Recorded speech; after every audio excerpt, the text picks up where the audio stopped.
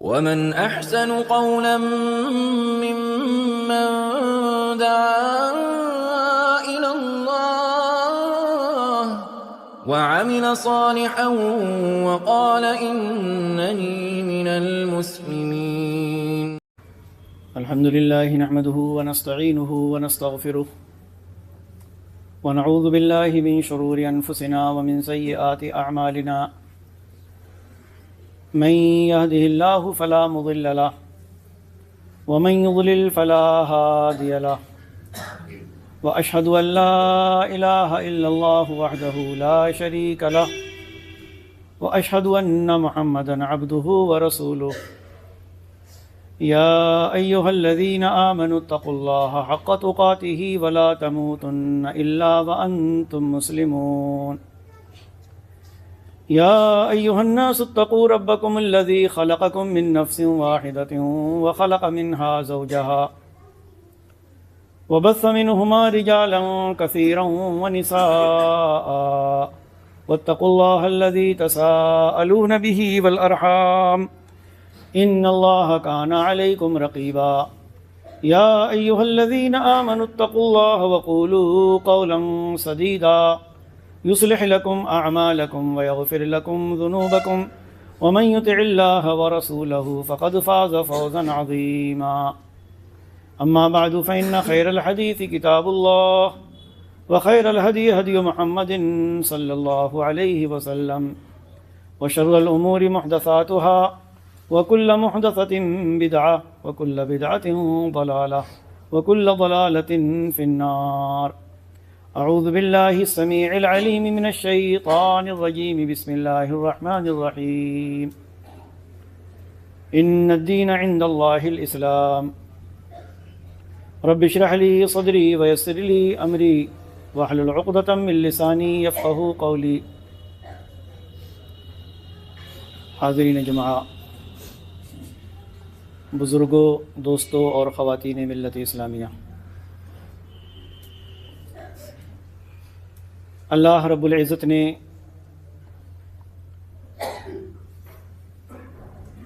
اہل زمین کی، یا یوں کہیے کہ اولاد آدم کی ہدایت و رہنمائی کے لیے بے شمار نبیوں اور رسولوں کو مبعوث فرمایا، اپنی تعلیمات دے کر انہیں دنیا میں بھیجا، اور سب سے آخر میں اہل دنیا کی، انس و جن کی ہدایت و رہنمائی کے لیے اللہ تعالیٰ نے امام الانبیاء، سید ولد آدم، خاتم النبیین محمد الرسول اللہ صلی اللہ علیہ وسلم کو مبعوث فرمایا۔ 40 سال کی عمر میں آپ کو نبی بنایا گیا، اور تقریباً 23 سال تک آپ کی نبوت و رسالت برقرار رہی۔ 12 ربیع الاول سن 11 ہجری، جب آپ کی عمر 63 سال کی تھی، اللہ رب العالمین نے آپ کو وفات دے دی، آپ اس دنیا سے چلے گئے۔ آپ کے بعد کوئی نبی نہیں آنے والا، کوئی رسول آنے والا نہیں، بلکہ قیامت تک، جب تک یہ دنیا باقی رہنے والی ہے، تب تک آپ کی نبوت و رسالت بھی باقی رہنے والی ہے، اور اہل دنیا کی دنیا میں عزت اور آخرت میں فلاح و کامرانی کے لیے وہی نسخہ کامیاب ہے جو نسخہ اللہ تعالیٰ نے اپنے قرآن مجید میں، اور جو نسخہ پیارے نبی محمد الرسول اللہ صلی اللہ علیہ وسلم نے اپنی ان احادیث میں بیان فرمایا ہے، جو صحیح، جو صحت کے درجے تک پہنچتی۔ لیکن آپ کے اس دنیا سے جانے سے پہلے، آپ کی وفات سے پہلے، اللہ تعالیٰ نے اہل دنیا کو ایک پیغام ضرور دیا، تاکہ کسی کو دین میں، اسلام میں، شریعت میں کچھ گھسانے اور داخل کرنے کا موقع نہ ملے۔ دین اور شریعت وہی ہے اور ہوگی قیامت تک، ما قال اللہ وما قال رسولہ صلی اللہ علیہ وسلم، جس کو اللہ نے بیان فرمایا اور جس کو اس کے پیارے نبی محمد الرسول اللہ صلی اللہ علیہ وسلم نے بیان فرمایا یا آپ نے کر کے دکھایا یا آپ کے سامنے کیا گیا اور آپ نے اس سے منع نہیں کیا۔ اور وہ آیت الیوم اکملت لکم دینکم واتممت علیکم نعمتی ورضیت لکم الاسلام دینا۔ پہلے تو ہم قرآن پڑھتے نہیں، اور اگر پڑھتے بھی ہیں تو اس میں غور و فکر نہیں کرتے۔ ہمیں اتنی فرصت کہاں ہے کہ اس قرآن مجید کو پڑھیں کہ جو اہل دنیا کی ہدایت و رہنمائی کے لیے نازل کیا گیا۔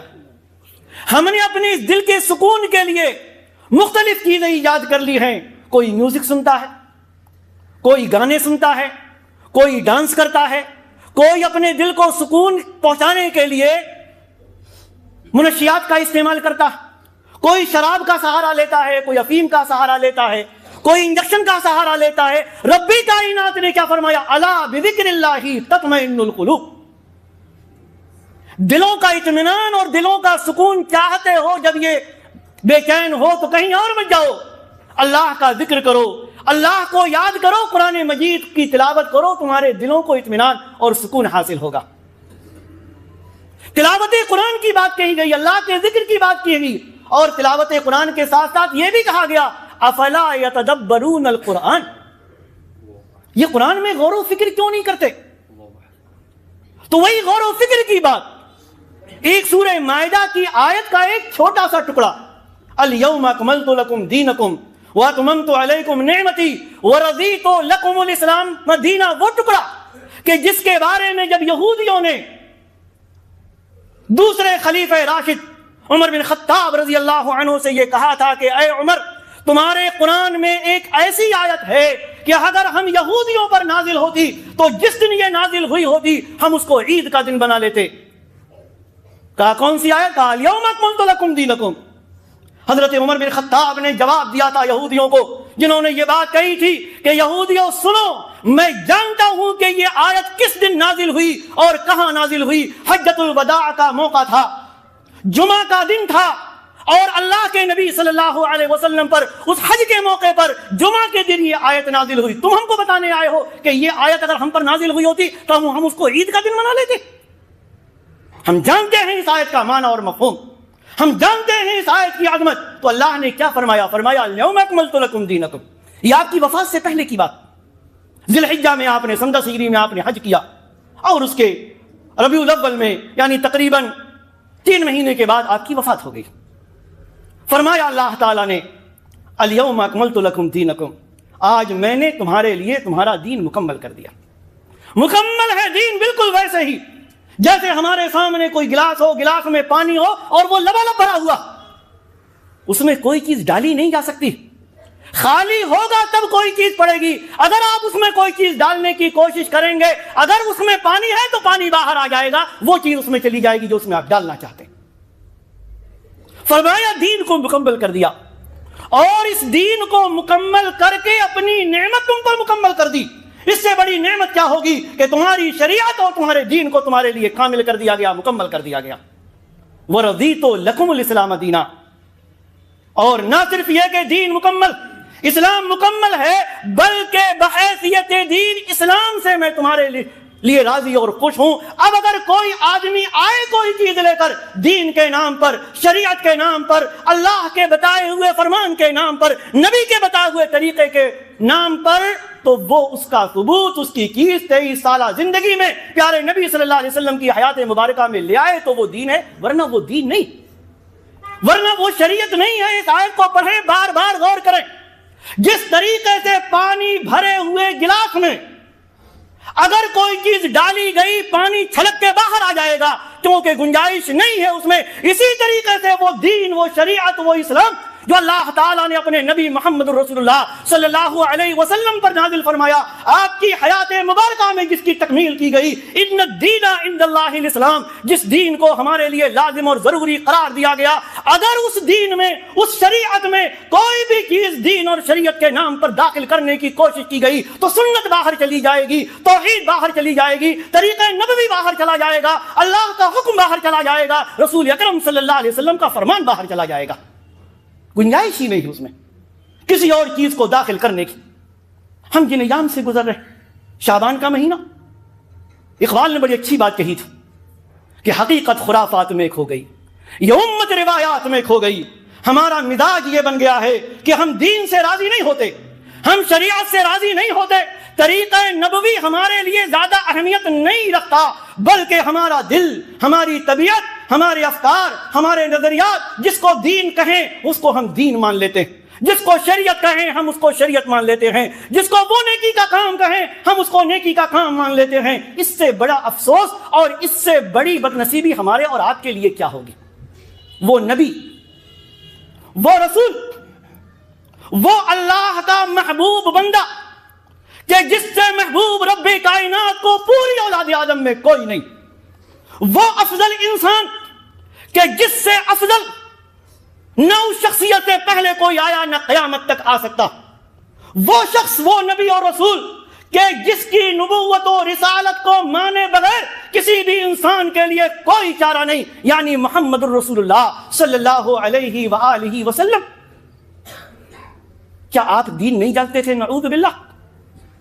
کیا آپ نہیں جانتے تھے کہ ایک رات کی عبادت کر لی جائے، پورے سال اب کرو موج اور مستی، کوئی ضرورت نہیں؟ نبی کا تو حال یہ، نبی سے محبت کرنے والوں اور اپنی زندگیوں میں صرف ایک رات کی عبادت کو سب کچھ سمجھ لینے والوں، نبی کی پوری 23 سالہ حیات طیبہ سے کوئی ایک مثال، کوئی ایک چیز اگر ہم اور آپ لے آئیں کہ نبی نے ایک وقت کی بھی نماز چھوڑ دی ہو، چھوڑتے رہیں ہم نماز، کوئی فرق نہیں پڑے گا۔ یہاں تو حال یہ، غزوہ خندق کے موقع پر اس 10,000 کے لشکر کا ایک بار اتنا سخت حالات ہو گئے کہ آپ مدینہ مسلمانوں کی نگرانی اور حفاظت میں عصر کی نماز کا وقت آپ کا چلا گیا کہ اگر مورچہ چھوڑتے ہیں یہ حملہ کر دیں گے، مدینے پر حملہ کر دیں گے، مسلمانوں کو تہہ تہہ کر دیں گے، مسلمانوں کو قتل کر دیں گے۔ ان کے حملے کو روکنے کے لیے عصر کی نماز کا وقت چلا گیا، سورج ڈوب گیا۔ تب جا کر کچھ جب حالات نارمل ہوئے تو آپ نے عصر اور مغرب دونوں کی نماز ایک ساتھ پڑھی، چھوڑی نہیں۔ اور جانتے ہیں کیا فرمایا؟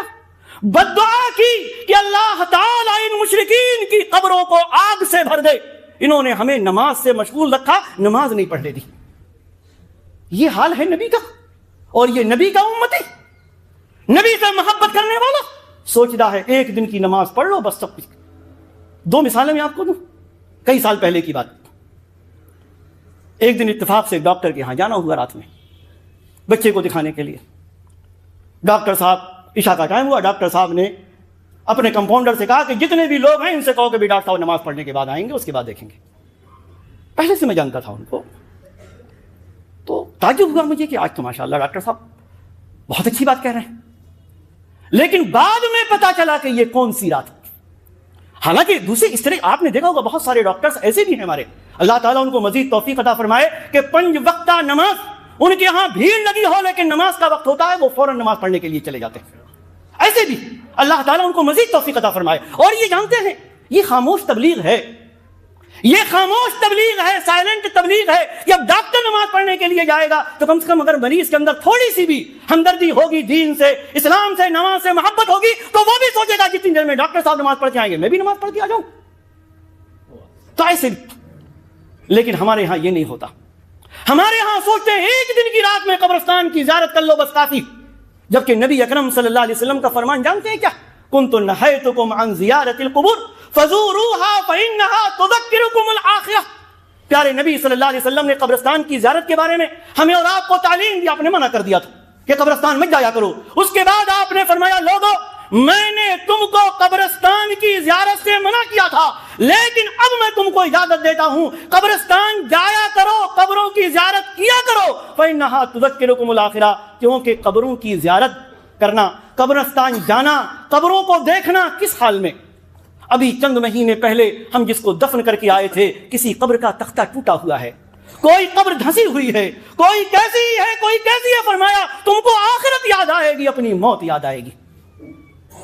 اللہ کے نبی صلی اللہ علیہ وسلم نے یہ ہمیں اور آپ کو تعلیم دی۔ صرف ایک دن کی بات نہیں کہی آپ نے، ایک رات کی بات نہیں کہی آپ نے کہ شعبان کی 15 تاریخ کو نصف شعبان کو بس قبرستان جاؤ اور سال بھر قبرستان کی زیارت سے اپنے آپ کو بالکل غفلت میں رکھ لو۔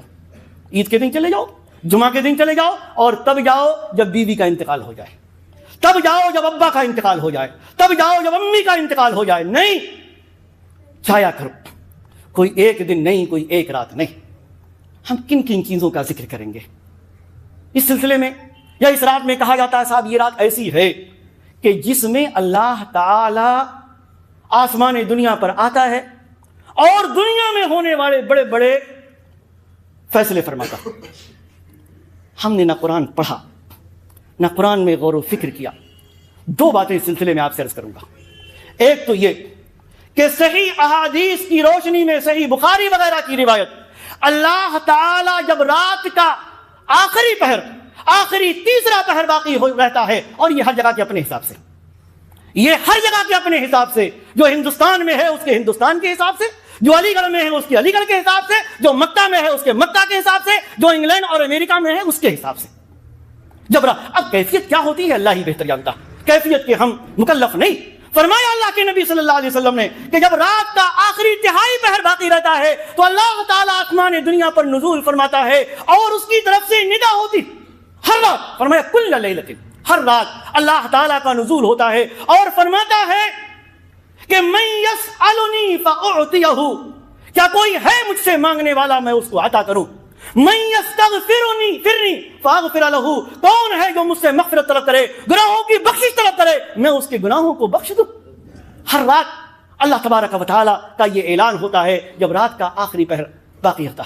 ہم کو تو پتہ بھی نہیں، اس پہر کی کوئی اہمیت ہی نہیں، نہ اس پہر کی اہمیت، نہ فجر کی نماز کی اہمیت۔ ایک چیز تو یہ، دوسری چیز کہ اس رات میں فیصلے ہوتے ہیں 15 شعبان کو۔ پتہ نہیں یہ چیز ہمارے یہاں کہاں سے آ گئی۔ اس سلسلے میں قرآن کی میں 3 آیتیں آپ کے سامنے پیش کروں گا۔ سورہ بقرہ کی آیت، شہر رمضان الذی انزل فیہ القرآن ھدی للناس وبینات من الھدی والفرقان۔ اللہ تعالیٰ فرماتا ہے کہ رمضان کا مہینہ وہ عظیم مہینہ ہے کہ جس میں قرآن نازل کیا گیا، وہ قرآن جو ہدایت ہے، رحمت۔ اور اس کے بعد سورہ قدر، انا انزلناہ فی لیلۃ القدر، قرآن کو ہم نے لیلۃ القدر میں، شب قدر میں نازل فرمایا۔ شب قدر میں پوری صورت ہے، اس رات کی بڑی اہمیت اللہ تبارک و تعالیٰ نے بیان فرمائی۔ آج ہم 15 شعبان کو اپنے بیوی بچوں کو لے کر نہ جانے کہاں کہاں جاتے ہیں، جبکہ ہم کو وہ رات یاد نہیں کہ جس کے بارے میں خود رب کائنات نے فرمایا یہ قدر والی رات ہے، یہ عظمت والی رات ہے۔ اللہ نے اس میں قرآن مجید کو نازل فرمایا ہے۔ ایک رات کی عبادت 1000 مہینے کی عبادت سے بہتر ہے۔ اور اسی رات کے بارے میں اما عائشہ صدیقہ رضی اللہ تعالی عنہ بیان فرماتی ہے کہ جب شب قدر آتی، یعنی رمضان کی آخری راتیں، جب رمضان کا آخری عشرہ آتا تو اللہ کے نبی صلی اللہ علیہ وسلم اس آخری عشرے میں عبادت کے لیے کمر کس لیا کرتے تھے۔ خود بھی آپ جاگتے اور اپنے گھر والوں کو بھی جگایا کرتے تھے۔ کب؟ رمضان کے آخری عشرے میں، لیلۃ القدر کا ثواب حاصل کرنے کے لیے لیلۃ القدر میں نازل فرمایا، اس رات میں قرآن کو نازل فرمایا جو قدر والی رات ہے۔ اور اس سے پہلے میں نے آیت بیان کی کہ رمضان میں قرآن نازل کیا گیا، گویا کہ لیلۃ القدر یا وہ قدر والی رات جس میں قرآن نازل کیا گیا وہ کسی اور مہینے میں نہیں بلکہ رمضان کے مہینے میں آئے گی۔ اور اسی لیلۃ القدر والی رات کو آیت مبارکہ بھی اللہ تعالیٰ نے ایک جگہ بیان فرمایا، 25واں پارہ سورہ دخان پڑھیں، حامیم والکتاب المبین انا انزلناہ فی لیلۃ مبارکۃ انا کنا منذرین۔ اللہ تعالیٰ فرماتا ہے کہ واضح کتاب یعنی قرآن مجید کی قسم، ہم نے اس قرآن مجید کو بابرکت رات میں نازل فرمایا۔ بابرکت رات، گویا کہ بابرکت رات وہی ہے جس کو لیلۃ القدر کہا گیا، اور یہ رات اسی مہینے میں آئے گی جس کو رمضان کہا گیا ہے، کیونکہ اللہ تبارک و تعالیٰ نے قرآن کو رمضان میں نازل فرمایا۔ اور پڑھیں سورہ دخان میں آگے، فیہا یفرق کل امر حکیم۔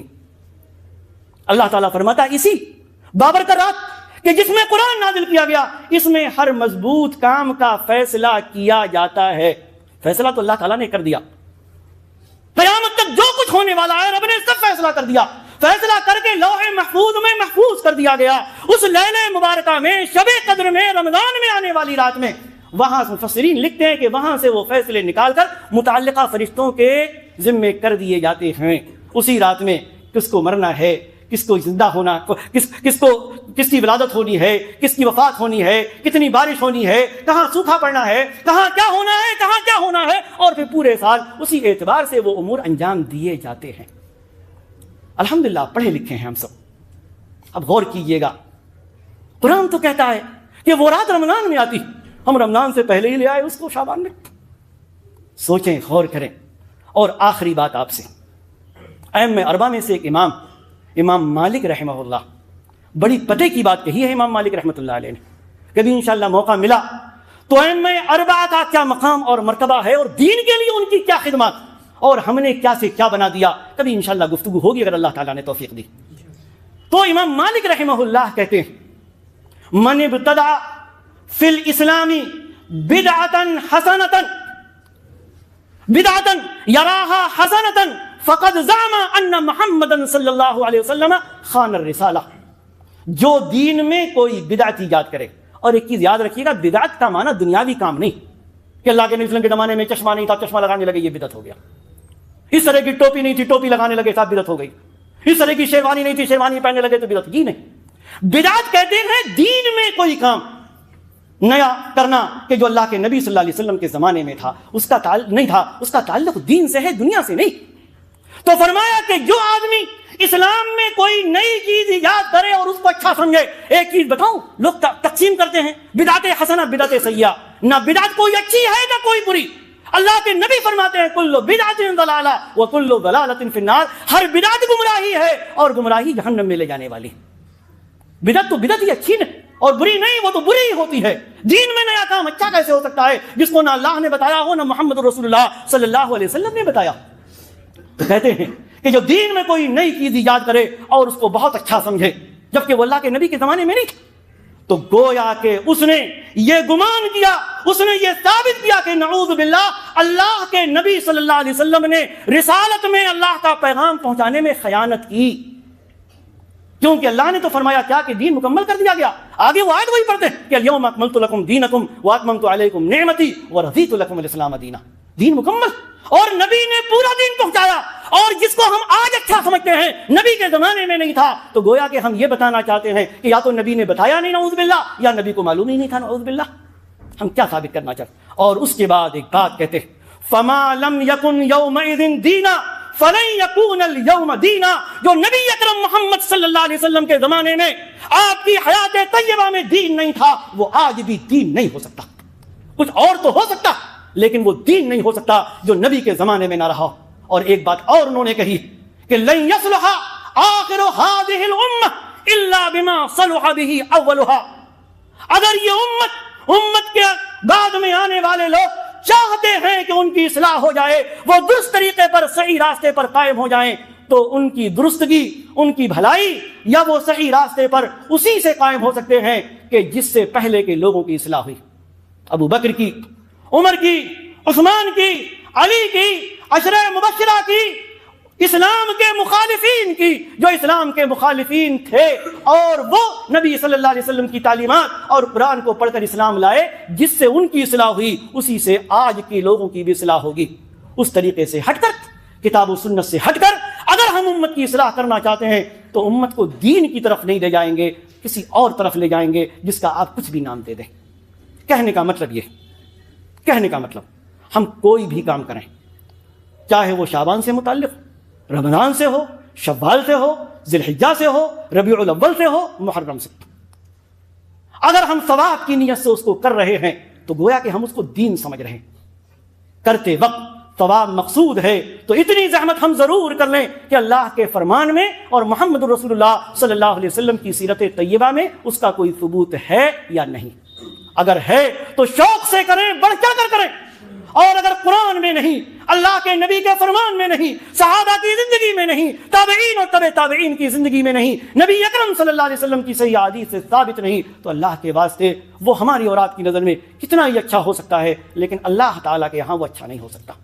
من احدث فی امرنا ھذا ما لیس منہ فہو رد۔ محمد رسول اللہ صلی اللہ علیہ وسلم کا بڑا واضح فرمان ہے کہ جس نے ہمارے دین میں کوئی ایسی چیز ایجاد کی جس پر میری مہر نہیں، جس کو میں نے نہ بتایا ہو، نہ کہا ہو، نہ کیا ہو، وہ لائق رد ہے، وہ قابل قبول نہیں۔ اللہ تبارک و تعالی ہمیں دین کی صحیح سمجھ عطا فرمائے، ہمیں کتاب و سنت پر عمل کی توفیق عطا فرمائے، بدعت و خرافات سے رب کائنات ہمیں محفوظ رکھے، صراط مستقیم پر قائم و دائم رکھے، اپنی اطاعت اور اپنے رسول کی اطاعت اور اتباع پر رب کائنات ہمیں محفوظ رکھے، اور اسی پر ہمارا خاتمہ ہو۔ آمین۔ بارک اللہ لنا ولکم فی القرآن العظیم ونفعنی وإیاکم بالآیات والذکر الحکیم، انہ تعالی جواد کریم ملک بر رؤوف رحیم۔